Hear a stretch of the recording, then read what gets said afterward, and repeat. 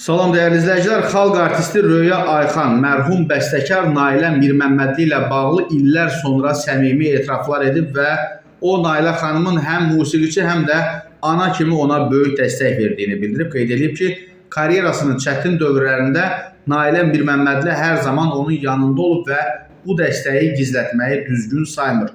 O musiqiçi qadın və ana olaraq mənə çox arxa durub. Bunu gizlətmək olmaz.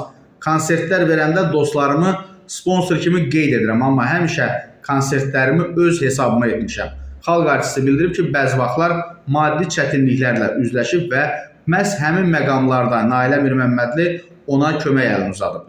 Elə vaxtlar olub ki, konsert verməyə pulum çatmayıb, Nailə xanım 3 dəfə mənə görə evini banka qoyub kredit götürərək həmin pulu mənə verib. Bu inanılmaz bir fədakarlıq idi. Mənə inanmaya da bilərdi.